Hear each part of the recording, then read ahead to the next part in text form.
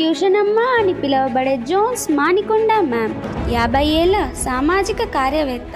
ఆమె స్వస్థలమైన విజయవాడలో కరుణ మరియు మద్దతుకు ఉదాహరణగా నిలుస్తున్నారు. పిల్లలు ఎదుర్కొంటున్న విద్యాపరమైన అసమానతలు మరియు సవాళ్లను పరిష్కరించడంపై ప్రత్యేక దృష్టి సాధించి అట్టడుగున ఉన్న ప్రజల రోజువారీ జీవితాలను మెరుగుపరచడానికి ఆమె కట్టుబడి ఉంది. ఈమె sociology, education and counselling psychology post graduate డిగ్రీని కలిగి ఉన్నారు మరియు లెక్చరర్గా వృత్తిని ప్రారంభించారు. ఈమె వెనుక ఏ ఆర్థిక అండదండ లేకపోయినా ఈమె జాన్ వెస్లీ ఫౌండేషన్ సహకారంతో రాష్ట్ర వ్యాప్తంగా మురికివాడల పిల్లల కోసం 60 ట్యూషన్ కేంద్రాలను వాలంటీర్లతో నడుపుతున్నారు. జాన్ వెస్లీ ఫౌండేషన్ ఆర్థిక సహాయంతో ఈమె సులువుగా రాష్ట్ర వ్యాప్తంగా ట్యూషన్ సెంటర్స్ను ప్రారంభించారు. నిరక్షరాస్యులైన తల్లిదండ్రుల వల్ల స్కూల్ పాఠాల పట్ల భయం ఏర్పడి స్కూల్కు వెళ్లకుండా మానేస్తున్న వారికి ఈవినింగ్ ట్యూషన్స్ పెట్టి సహాయపడుతున్నారు. కనీస అవసరాలు కూడా లేని పిల్లలకు ప్రాథమిక విద్యను అందించి వారికి గుర్తింపు కార్డులు చేయించి పిల్లలందరికీ చేదోడు వాదోడుగా నిలుస్తున్నారు. పిల్లల కోసం ఆదర్శ ఎడ్యుకేషనల్ సెంటర్స్ను రాష్ట్ర వ్యాప్తంగా ప్రారంభించారు.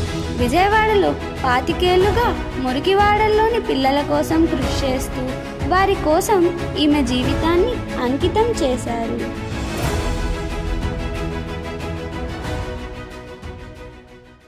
So, ma'am, we have a monthly introduction session and then the training, ma'am. We want to know more about you, ma'am. So, some questions are there, Yeah, yes, please. ఒక ఫౌండేషన్ పెట్టి పిల్లలు చదువుకోవాలనే thought మీకు ఎలా వచ్చింది? That's the source of inspiration. అంటే నాకు చిన్నపిల్లలంటే చాలా ఇష్టం. చిన్నపిల్లలు సో నేను ఇదే విషయంలో ఒక థాట్ అనేది పిల్లలకు చదివించాలని వచ్చాను. సో వెస్లీ గారు, జాన్ వెస్లీ గారు, జాన్ వెస్లీ ఫౌండేషన్ డైరెక్టర్స్ వాళ్ళు కలిసి మరి ఈ విషయం పిల్లల విషయం ఎలా ఉంది మన ఇండియాలో, మనం ఏం చేయాలి అని మేము డిస్కస్ చేసుకుని ఆదర్శ ఎడ్యుకేషన్ సర్వీస్ అనేది స్టార్ట్ చేయలేదు. సో ఈ ప్రాసెస్ లో మీరు ఎలాంటి హార్డ్షిప్స్ ని ఎదుర్కొన్నారు, ఎలాంటి కష్టాలు ఎదుర్కొన్నారు? మనకి మామూలుగా స్టార్టింగ్ లో ఈ ఏరియాస్ అన్ని కూడా ఊరు చివర ఉంటాయి. వీళ్ళు ఏంటంటే ఇంకా జనాలు బేచిచ్చి ఇలాంటి ప్లేస్ లో ఉంటున్నారా వీళ్ళ జోలికి వెళ్ళకూడదు అనుకునే ప్లేసెస్ ని ఎన్నుకుంటారు అన్నమాట. సో అట్లాంటి ప్లేసెస్ కి వెళ్ళడం అనేది కొంచెం రిస్క్ గా అనిపిస్తుంది. ఎప్పుడు నేను వాళ్ళ వల్ల నాకు ఏ హామ్ జరగలేదు. బట్ ఏంటంటే వర్షము వచ్చినప్పుడు బురద, ఇన్సెక్ట్స్ వల్ల, తర్వాత అంటే ఒక్కోసారి పిల్లలు బొద్దలు ఇరుక్కుపోయి అంటే ఒక్కదాన్ని వెళ్ళినప్పుడు కొంచెం కష్టంగా ఉండేది. తర్వాత కమ్యూనిటీ వాళ్ళు ఏంటంటే వేరే అంటే they don't accept other caste. So ఈమె ఎందుకు వస్తుంది, ఏంటి, మన వల్ల ఏమేమన్నా లాభం ఉంటుందా, ఇట్లా వాళ్ళు రకరకాల ఆలోచనతో ఉండేవాళ్ళు. సో ఫస్ట్ లో నమ్మేవాళ్ళు కాదు. వాళ్ళ నమ్మకాన్ని గెయిన్ చేసుకునే వాళ్ళు కూడా కొన్ని అవమానాలు ఉంటాయి. ఈ ఫోటో మనం ఎలాంటి ఏరియాకి వెళ్ళాం ఏంటి అనేది ఒక ఫోటో తీసుకోవడం అనేది ఈ రోజుల్లో కాదు.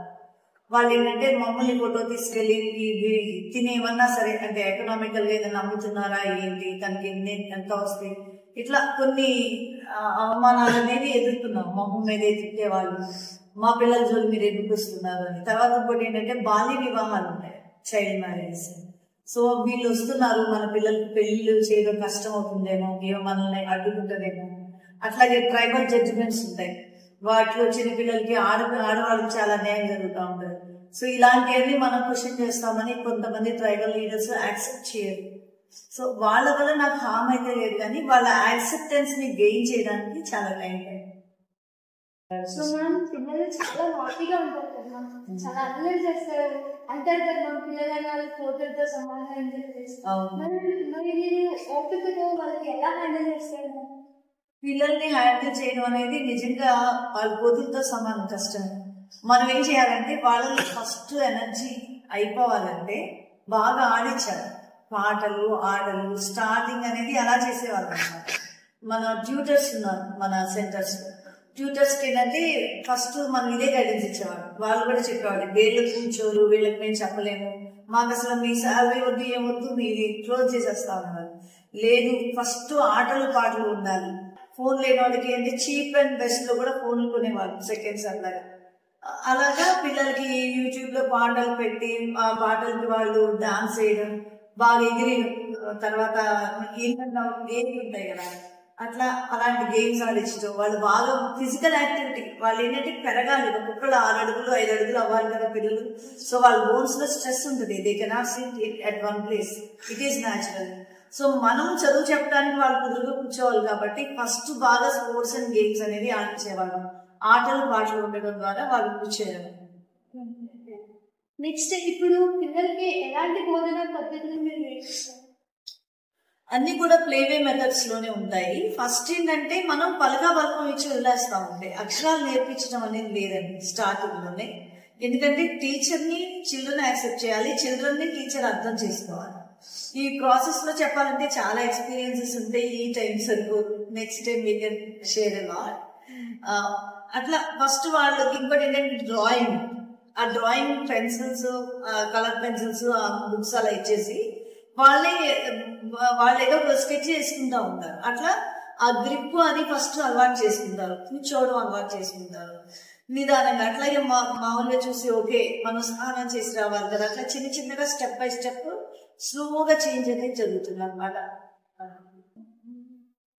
మీతో పాటు ఇంకా టీచర్స్ చాలా మంది ఉంటారు, వాళ్ళతో మీరు ఎలాంటి ప్రాబ్లమ్స్ ఫేస్ చేస్తారు? టీచర్స్ తో ప్రాబ్లమ్స్ అంటే స్టార్టింగ్ లో అంటే పిల్లల్ని పట్టకూడదు, తిట్టకూడదు. వాళ్ళ ట్రైబల్స్ లో చిల్డ్రన్ పనిష్మెంట్ అనేది చాలా హార్ష్ గా ఉంది. వాతలు పెడతారు, కొడతారు. వాళ్ళలో ఆర్ఫన్స్, సెమీ ఆర్ఫన్స్ అంటే వాళ్ళు అక్కడ ఉన్న ఓల్డ్ పీపుల్ కి చేస్తారనమాట. వాళ్ళు ఎలా చెప్తే పిల్లలు అలా నడవాలంట.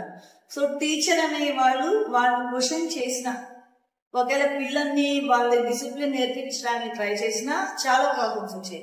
వాళ్ళు చెప్పేవాళ్ళు అనమాట, మా వద్దు మేడం, మా వద్దు, ఈ పిల్లలు వద్దు, ఇది వద్దు అనుకోండి. అంటే teacher belongs to mostly 90% of the teachers belong to that community only. So వాళ్ళు మేము వెళ్ళిపోతాం అన్నమాట. సో నిదానంగా చాలా అంటే ఓపిక్గా వాళ్ళని ఫస్ట్ ఏంటంటే డబ్బు అనేది అవసరం కాబట్టి మీకు ఇంత ఇస్తాము, మీరు చేయండి అంటే ఎక్కువ కాదు. మేము ఇచ్చేది 2000 నుంచి 6000, ఫుల్ టైం ఉండే వాళ్ళకి 10-15,000 ఇస్తున్నాం, కానీ వాళ్ళు ఒక్కరిద్దరే ఉన్నారు. సో ఇట్లా స్లోగా టీచర్ ని కూడా మేము ఇన్స్పైర్ చేస్తూ, అమ్మ మీరు చేయండి, ఇది చాలా మంచి పని, చైల్డ్ యొక్క వాల్యూ ఏంటి, ఎడ్యుకేషన్ యొక్క వాల్యూ ఏంటి. చాలా మంది టీచర్స్ మా దగ్గర ఉన్న వాళ్ళు 5వ తరగతి చదువుతున్న వాళ్ళే ఉన్నారు. They can also teach alphabets. అంటే ముందు పిల్లలు మనకు అలవాటు అయ్యి వాళ్ళు పరిశుభ్రత నేర్చుకొని టీచర్ వచ్చే టైంకి కూర్చోవడం, ఆ బ్యాడ్ వర్డ్స్ వాళ్ళ లాంగ్వేజ్ మారడం, ఇవన్నిటికీ 1 year పైన పడుతుంది. సో అలాగే టీచర్ని ఈ 1 year లో మనం టీచర్ని అప్పుడప్పుడు ఫోన్ కాల్స్, వీడియో కాల్స్, ప్రతిదీ ఏది విజిట్ చేయడం కష్టం. సో దానివల్ల ఇన్స్పైర్ చేసి వాళ్ళలో కూడా చేంజ్ అనేది తీసుకొస్తే, ఒక్కసారి వన్స్ లవ్ అండ్ అఫెక్షన్, ఆ బాండ్ అనేది టీచర్ కి స్టూడెంట్ కి ఇస్తే, మీరు ఉన్నా లేకపోయినా, మీరు ఇచ్చినకపోయినా మేము మా పిల్లలు చెప్పుకుంటాం అనే దానికి వెళ్తాం అనమాట. ఆ డెడికేషన్ ని, ఆ పాయింట్ వరకు మనం టీచర్ ని మోటివేట్ చేసుకుంటూ వెళ్ళాలి.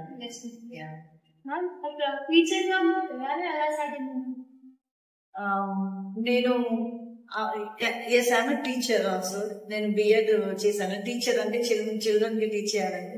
తర్వాత టీచర్స్ కే బాగుంటుంది అన్నట్టు ఎంఎడ్ కూడా చేశాను. అంటే టీచర్ గా ప్రయాణం అనేది చాలా ఎంజాయ్ చేయొచ్చు. అన్ని దానాల్లో కన్నా అన్నదానం గొప్పదంటారు. అన్నం అనేది బాడీకి, కానీ మనం ఇచ్చే చదువు అనేది మైండ్, అంటే లైఫ్ ని సొసైటీకి కనెక్ట్ చేస్తుంది మన మైండ్. సో ఎప్పుడైతే మైండ్ ని ఎడ్యుకేట్ చేస్తామో లైఫ్ చాలా బాగుంటుంది. సో టీచర్ గా నేను చాలా ఎంజాయ్ చేశాను. గివింగ్ నాలెడ్జ్ టు చైల్డ్ అనేది ఇట్స్ అ గ్రేట్ ఆపర్చునిటీ నేను అనుకుంటాను అనమాట. Giving education to children is not their need. వాళ్ళకి తెలియదు చదువు వాల్యూ కానీ చదువుకోవాలని తెలియదు. But it is my need, it is my need అనేది నేను అనుకుంటాను అనమాట. నేను వాళ్ళకి చదువు చెప్పాలి, అది నా అవసరం, వాళ్ళ అవసరం కాదు. సో ఆ కోణంలో వాళ్ళని టీచబుల్ గా చేయడానికి ఐ ఎంజాయ్ లాట్. మీరు you choose to stay unmarried for now. Yes. What is the reason behind that? ఆ రీజన్, మా నాన్నగారు చనిపోయిన తర్వాత మాది పెద్ద ఫ్యామిలీ. మా అమ్మగారు అన్నారు, నువ్వు నాకు తోడు ఉండాలి, అంటే మ్యాచెస్ వచ్చాయి, ఈ అమ్మాయికి నేను మ్యారేజ్ చేయను, నాకు తోడు కావాలి, ఈ అమ్మాయి ఉండాలి అనేవాళ్ళు. సో ఎందుకంటే ఫ్యామిలీ బాండ్, సిబ్లింగ్స్ బాండ్ అనేది మీకు తెలియదు కాదు, so I just accepted it. Ma'am మీరు చేసే ఈ పనిలో మీకు సహకారం అందించిన వాళ్ళు ఏ విధంగా హెల్ప్ చేస్తారు? ఈ పనిలో మనకి సహకారం అందించే వాళ్ళు John Wesley foundation. This project belongs to John Wesley foundation. తర్వాత శ్రీలక్ష్మి గారు, పిన్నంనేని శ్రీలక్ష్మి గారు, షీఈ్ ఎ చార్టెడ్ అకౌంటెంట్ అండి. తర్వాత తారా జాస్తి గారు, మరి స్వాతి గారు, she's a very affectionate sister. చాలా మంది అన్కండిషనల్ గా సపోర్ట్ చేసే వాళ్ళు ఉన్నారు. సో అంటే వాళ్ళు వాళ్ళ యూజ్డ్ థింగ్స్ కానీ ఏదైనా పిల్లలకి ఇవ్వాలనుకున్నా కానీ నన్ను నమ్ముతారనమాట. ఆ నమ్మకం నాలో ఇంకా హంబుల్నెస్, డెడికేషన్ అనేది తెస్తుంది. వాళ్ళు నిజంగా ఈ 2000 ఉన్నాయి, ఈ 1000 ఉన్నాయి, పిల్లలకి అన్నం పెట్టండి, పిల్లల అవసరాలు ఏంటి, రాగి జావ కానీ లేకపోతే న్యూట్రిషన్ ఫుడ్ అనేది ఇస్తాను కదా. ఇప్పుడు అంటే అలా చూస్తూ కొన్నిసార్లు ఉండలేము, ఆకలిలో ఉన్న వాళ్ళని చూసి వీళ్ళకి న్యూట్రిషన్ అనేది తగ్గింది. నిజంగా మా సెంటర్స్ లో సండే వచ్చిందంటే అమ్మో ఈ రోజు అన్నం వండి పెట్టాలా పిల్లలకి, ఈ రోజు సండేనా అని బాధపడే తల్లిదండ్రులు ఉన్నారు. సెలవులు వచ్చినాయి అంటే ఆకలి, అన్నం ఉండదు. అంటే కొంతమంది పిల్లలు అంటే పేరెంట్స్ సిక్ అయ్యి కానీ, పేరెంట్స్ ఆల్కహాల్ అడిక్ట్ అయినప్పుడు కానీ, గాంజా అడిక్ట్ అయిన పిల్లలకి అసలు స్కూల్లో అన్నం తప్ప ఇంట్లో ఏమి ఉండదు. అసలు వాళ్ళ దేశాలు ఇల్లు చూసినా మనకి ఏడుపు వస్తుంది అనమాట. అంటే అఫ్ కోర్స్ ఉన్నారు కానీ సఫిషియెంట్ గా ఉండదు. శాలరీస్, పేమెంట్స్ ఉంటాయి, నీడ్స్ ఉంటాయి, టీచర్ నీడ్స్. ఒక్కోసారి మంత్ రాకముందే మనం ఇచ్చేది చిన్న శాలరీ కానీ 500 కావాలి, 200 కావాలి. అవి నిజంగా చాలా అవసరాలు. అట్లాగే చిల్డ్రన్ కి ఏదైనా చిన్న యాక్సిడెంట్ కానీ, హెల్త్ ప్రాబ్లమ్స్ రావడం, ట్రావెల్ కి, ఎగ్జామినేషన్ ఫీజు అని పిల్లలకి ఉంటాయి కదా. సో అలాంటప్పుడు ఒకసారి మన దగ్గర లేనప్పుడు ఫ్యామిలీ దగ్గర నుంచి బాగా చూస్తూ ఉంటారు. మీరు తల్లిదండ్రులు ఉంటారు కదా, వాళ్ళని ఒప్పించడానికి ఆ ప్రాసెస్ లో ఎదుర్కొన్న సమస్యలు ఏంటి? ఎదుర్కొన్న మొహం మీదే చెప్తారండి. మోసగత్తే అనేవాళ్ళు, మా పిల్లల్ని చూపించి ఫోటోలు తీసుకుంటున్నావు, నువ్వు ఎన్ని లక్షలు సంపాదిస్తున్నావు అనుకునేవాళ్ళు. మాకు చదువు మాకు అసలు మాకు రాసలేదు. చదువు అది మాకు సంబంధించింది కాదు. నువ్వు ఇదంతా చేస్తున్నావు అంటే నీ స్వార్థం కోసమే చేస్తున్నావు. ఫస్ట్ లో బాగా తిట్టేవాళ్ళు. ఎన్ని తిట్టినా నేను నవ్వుకుంటూ కూర్చొని మాకు ఒక అవకాశం ఇవ్వండి అని వాళ్ళ దగ్గర అడుగునేదాన్ని. నేను చాలా వరకు కూడా ఒక్కదాన్ని వెళ్ళిపోయేదాన్ని అనమాట. కానీ మ్యాక్సిమం నేను ఈ స్టార్టింగ్ లో ఒక్కదాన్నే వెళ్ళేదాన్ని అనమాట. కమ్యూనిటీస్కి వెళ్ళి కమ్యూనిటీ లీడర్స్ తో మాట్లాడి, అంటే వాళ్ళకి ఒకసారి కాదు 10 సార్లు వెళ్ళబట్టి ఇప్పుడు ఎలా తయారైందంటే ఫస్ట్ లో నువ్వు వెళ్ళిపో, నువ్వు రావద్దు, ఇదిగో వచ్చిందండి రాగానే అనమాట. ఫస్ట్ లో వచ్చేసి అందరు గుమ్మిగూడిపోయేవాళ్ళు, తర్వాత ఒక్కళ్ళు మనం చూసాక తిరిగిపోయేవాళ్ళు, పిల్లల్ని ఏమొచ్చింది వెళ్ళొద్దని చెప్పేవాళ్ళు అనమాట. అయినా సరే వెళ్ళి కొంచెం అంటే నా సిద్ధాంతం ఏంటంటే చాక్లెట్స్ తర్వాత ఏదన్నా వాళ్ళకి ఇవ్వడానికి వెళ్ళామనుకో అవి చూసి అట్రాక్ట్ అవుతారు కదా. నేను ఆ పద్ధతి మానేశాను కావాలని. లేదు, చేంజ్ అనేది జరగడానికి ఈ అట్రాక్ట్ ఇవి వాడకూడదు. మనం కోవిడ్ టైంలో వాళ్ళకి చాలా హెల్ప్ చేశాం. ఈ బియ్యం ఇవ్వడము, ఇలా చేసాం, సరుకులు ఇవ్వడము, బట్టలు ఇవ్వడము, ఇవేమి ఇవ్వకోకుండా నేను వాళ్ళతో ఒక బాండ్ అనేది ఏర్పరచుకోవాలి. వాళ్ళు ఏది తిట్టినా ఏదైనా సరే నేను ఫేస్ చేయాలి. మనల్ని ఇలా పెట్టి అటు పక్క నుంచి బుద్ధులు తిట్టేవాళ్ళు ఉంటారు. అంటే మన పిల్లలతో సంబంధం ఏంటి? ఒక ఎగ్జాంపుల్ చెప్తాను. ఒక ప్లేస్ లో ఒక బాబుని స్కూల్కి వెళ్ళినందుకు వాళ్ళ నాన్న బాగా కొట్టాడు, ఒళ్ళంతా వాతలు అనమాట. సరే, ఇక అలాంటప్పుడు మళ్ళీ నేను వెళ్ళినప్పుడు నా దగ్గరికి రావడానికి ఆ పిల్లాడు చాలా భయపడ్డాడు. సో మళ్ళీ వాడిని చూడాలి. 10 సార్లు వెళ్తే ఒకసారన్నా వాడు కనపడతాడు కదా, వాడినే మనసులో పెట్టుకుని ఆ ప్లేస్ కి చాలా సార్లు వెళ్ళాడు. మళ్ళీ వాళ్ళ ఫ్యామిలీని దగ్గర చేసుకోవడానికి చాలా టైం పట్టింది. అంటే నేను అన్ని చోట్ల చాలా ఉంటాయి, టీచర్స్ కూడా చెప్తా ఉంటారు ఇంకా లేదు అనేది. కానీ ఓర్చుకొని మాటకు మాట మాట్లాడిపోవడం, అంటే ఆన్సర్ బ్యాక్ చేయకోకుండా నా పని ఏంటి, వాళ్ళకి చదువు చెప్పడం నా అవసరం, వాళ్ళకి నేను అవసరం లేదు, నాకు వాళ్ళు కావాలి.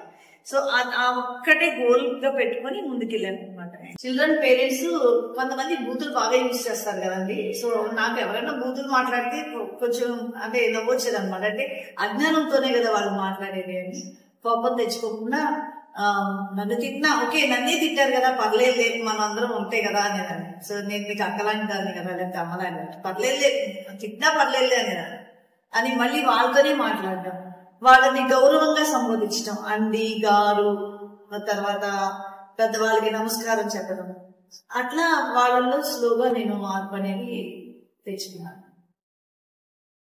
మీ జర్నీలో మీరు ప్రౌడ్ గా ఫీల్ అయిన మూమెంట్ ఏమైనా ప్రౌడ్ గా ఫీల్ అయిన మూమెంట్ అంటే అండి, పిల్లలు హెల్ప్ అడగడం. అంటే ఒకప్పుడు మనల్ని రిజెక్ట్ చేసి మా వద్దు అనేవాళ్ళు. ఇప్పుడు మా నాన్నకి బాగాలేదు, మా అమ్మకి బాగాలేదు, లేదా నేను చదువుకోవాలి, నాకు సబ్జెక్ట్ అర్థం కావట్లేదు, నాకు ట్యూషన్ కావాలి. ఎందుకంటే టీచర్ అన్ని చోట్ల టీచర్ క్యాపబుల్ కాదు. మ్యాథ్స్, ఇంగ్లీష్ ఇవన్నీ చెప్పాలంటే అది టీచర్స్ క్వాలిఫైడ్, ట్యూటర్స్ క్వాలిఫైడ్ వాళ్ళు కూడా లేరు. సో వాళ్ళు ఫోన్ చేసి, మేడం నాకు ఇది అర్థం కావట్లేదు, నాకు దీన్ని ట్యూషన్ పెట్టండి అని అడిగినప్పుడు, అసలు బడ్జెట్ సరిపోదు, మన వల్ల కాదు అన్నా కానీ నువ్వు వెళ్ళు, ఎక్కడ ఉంది ఏంటి కనుక్కొని ఎంక్వైరీ చేసి ట్యూషన్ లో పెట్టడం. ఇట్లాంటి ఎగ్జాంపుల్స్ చాలా ఉంటాయి. తర్వాత ఒక పాపకి కుక్క కరిస్తే వాళ్ళకి ఏంటంటే హాస్పిటల్కి వెళ్ళాలంటే సో ఆ అమ్మాయి, మేడం నేను హాస్పిటల్కి ఎట్లా వెళ్ళాలి? యూజువల్ గా ఏంటంటే వీళ్ళు హాస్పిటల్స్కి వెళ్ళి వాళ్ళకి మెడిసిన్ తెలుసు. సో వాళ్ళు నాటు వైద్యం, వాళ్ళది తరతరాలుగా సంక్రమించిన నాలెడ్జ్ ఉంది కదా, they are very knowledge being. So అట్లాంటి వాటికి వెళ్ళేవాళ్ళు. మరి మనల్ని ఇలా హెల్ప్ అడిగారంటే that's very great. So I think proud. మరి ప్రౌడ్ గా ఫీల్ అయ్యారంటే రిగ్రెట్ ఫీల్ అయ్యే మూమెంట్స్ అంటే ఎందుకు నేను ఇలా చేస్తున్నాను, ఈ పని చేస్తున్నాను అనేది రిగ్రెట్స్ అనేవి నాకు లేవనిపిస్తుంది. ఎందుకంటే పిల్లల్లో వచ్చే మార్పు, తల్లిదండ్రుల్లో వచ్చే మార్పు, ఇప్పుడు తల్లిదండ్రులు కూడా వాళ్ళ వంశపారంపర్యమైన వృత్తులు ఉంటాయి. ఇప్పుడు ఒక ఫర్ ఎగ్జాంపుల్ మన డిసెంబర్ లో ఒక ఫ్యామిలీ సోది చెప్తారు వాళ్ళు. ఇప్పుడు సోది చెప్తే ఏంటంటే పోలీసులు కొట్టడం అలాంటివి జరుగుతుంది కదా. వాళ్ళ పిల్లలు కూడా స్కూల్లోకి వెళ్ళి పేరెంట్స్ ఏం చేస్తారంటే ఏం చెప్పుకుంటారు. సో వాళ్ళు అడిగారు అనమాట. మరి వాళ్ళ ఫ్యామిలీలో కూర్చొని మాట్లాడినప్పుడు నేను ఒకటే చెప్పాను, అంటే వేల మంది ఉన్నారు, అందరికి మనం హెల్ప్ చేయలేము. సో మీ కుల వృత్తిలో ఎటువంటి లాభం లేదు, మీరు వచ్చేస్తాము మంచి పని చేస్తున్నాను అని ఒక కూరగాయల బండి మీరు పెట్టుకుంటారు. సో దానికి సంబంధించి కొంచెం బడ్జెట్ అని కొద్దిగా మనీ కలెక్ట్ చేసి వాళ్ళతో కొత్తగా వ్యాపారం పెట్టించారు అన్నమాట. కొంచెం ఇట్లా చేయడం వల్ల కూడా మనకి ఏంటంటే వాళ్ళు కంటిన్యూ అవుతారు లైఫ్. ఇప్పుడు ప్రెసెంట్ ఉన్న సెంటర్స్ ఫౌండేషన్ లో ఎంతమంది చదువుతున్నారు అండ్ ఫాలోవర్ ఆంధ్రప్రదేశ్ ఎన్ని సెంటర్స్ ఉన్నాయి? మొత్తం సెంటర్స్ 60 సెంటర్స్ ఉన్నాయండి. అయితే 60 రన్ అవుతుంది అని చెప్పలేను. 2 టీచర్స్ ప్రెగ్నెంట్ తో ఉన్న వాళ్ళు ఉన్నారు, అది కొంచెం అయిపోయింది, ఇంకా కావాలంటే డెలివరీకి వెళ్ళారు. సో తర్వాత ఒక అమ్మాయి హోటల్ మేనేజ్మెంట్ లో జాయిన్ చేశాను. అంటే పిల్లలు టీచర్ అవైలబుల్ గా లేకపోయినా వాళ్ళ ఇంటికి వచ్చి చదువుకోవడం, అంటే పిల్లలకి అలవాటైతే వదలరు కదా. అది చెప్పినప్పుడు నాకు చాలా ముచ్చట అనిపిస్తుంది. సో ఆల్ ఓవర్ మనం ఏంటంటే అన్ని చోట్ల టీచర్స్ ని పెట్టలేని ప్లేసెస్ లో నెలకొకసారి లేదా 2 సార్లు వెళ్ళి అవేర్నెస్ ప్రోగ్రామ్స్ అనేవి పెట్టడం, ఫన్ ఫెస్టివల్స్, మేళా అనేవి పెట్టడం, అంటే చాలా రకాల ఐటమ్స్ తీసుకెళ్లి వాళ్ళతో ఆటలు ఆడించి అవి గిఫ్ట్లు, వాళ్ళకి ఇష్టమైన గిఫ్ట్ తీసుకోవడం అనమాట. ఇట్లా రకరకాల పద్ధతుల ద్వారా అంటే మేము వాళ్ళని టచ్ లోనే ఉంటాం అన్నమాట. అట్లా మన వల్ల ఈ ఆదర్శ ఫౌండేషన్ వల్ల మేల్కొనే వాళ్ళకి చూస్తే అంటే 2023 నవంబర్ వరకు అట్లా నోట్ చేశామండి. 8,000 క్రాస్ అయ్యారు. సో రిజిస్టర్ అయిన వాళ్ళు 66,000 వరకు ఉన్నారు. సో దీనివల్ల లబ్ధి పొందిన వాళ్ళు మోటార్ ఈ మిషన్ ద్వారా మీకు వచ్చిన గుర్తింపు సన్మానాలు ఏమైనా ఉన్నాయి? గుర్తింపు సన్మానాలు అంటే నేను కోవిడ్ లో చేసిన వర్క్, ఆ వర్క్ కి నేను తీసుకున్నాను. మీది ఇయర్ లో ఫస్ట్ మీది ఈ సంవత్సరం. లాస్ట్ ఇయర్ లో అయితే కోవే అని ఒక ఆర్గనైజేషన్ వాళ్ళు సన్మానం చేశారు. గవర్నమెంట్ నుంచి ఎలాంటి సపోర్ట్ మీరు ఎక్స్పెక్ట్ చేస్తున్నారు? గవర్నమెంట్ నుంచి అంటే ఇలాంటివి మైగ్రెంట్స్ ఉంటారు, మైగ్రెంట్ పీపుల్, వాళ్ళ చిల్డ్రన్ కూడా చాలా అంటే they also need this education. So వాళ్ళ పరిస్థితి ఏంటి? తర్వాత ఇప్పుడు చాలా మంది మైగ్రెంట్స్ వచ్చి సిటీస్ లో సెటిల్ అవుతున్నారు, చిన్న చిన్న టౌన్స్ లో, వాళ్ళు కూడా వెళ్ళట్లేదు. ఫర్ ఎగ్జాంపుల్ మేము స్టార్ట్ చేసినప్పుడు వీళ్ళు మైగ్రెంట్ ఫ్యామిలీస్ వీళ్ళకి పెట్టినా ఉంది కదా. బట్ మేము స్టార్ట్ చేసిన వాటిలో మైగ్రేషన్ అవుతారు అనుకున్నాం, కానీ అక్కడే వాళ్ళు ఏదో ఒక ఉపాధి పొందుతూ మైగ్రెంట్స్ అవ్వలేదు. Actually they are migrants. So వాళ్ళకి కొంచెం ఉపాధి డబ్బు వస్తుంది అన్నప్పుడు వాళ్ళు ఆ ప్లేస్ వదలట్లేదు. ఇట్లాంటి పిల్లలకి గవర్నమెంట్ అంటే ఒక స్పెషల్ ప్రాజెక్ట్ లాగా పెట్టి వాళ్ళు ఉన్న ప్లేస్ లోనే వాళ్ళకి ఎడ్యుకేషన్ అనేది ప్రొవైడ్ చేస్తే, ఆదర్శ ఎడ్యుకేషన్స్ అన్ని మేము అదే గవర్నమెంట్ టేక్ ఓవర్ చేస్తే సో అట్లాగే వీటిలో బాల్య వివాహాలు ఉంటాయి. సో ఇట్లాంటివి కూడా ఆగిపోయే అవకాశం ఉంది గవర్నమెంట్ కంపెనీ హ్యాండిల్ చేసి. నిజంగా చాలా ఇన్స్పిరేషన్. అంటారు కదా మన గురువు అనే వాళ్ళు అజ్ఞానం అనే అంధకారాన్ని తొలగించి జ్ఞానం అనే వెలుగులోకి తీసుకొచ్చారు. ఒక మహిళగా ఉంటూ ఒక గురువుగా ఉంటూ మీరు ఎంత మంచి థింగ్ చేస్తున్నారు. Proud thing for everyone. Thank you.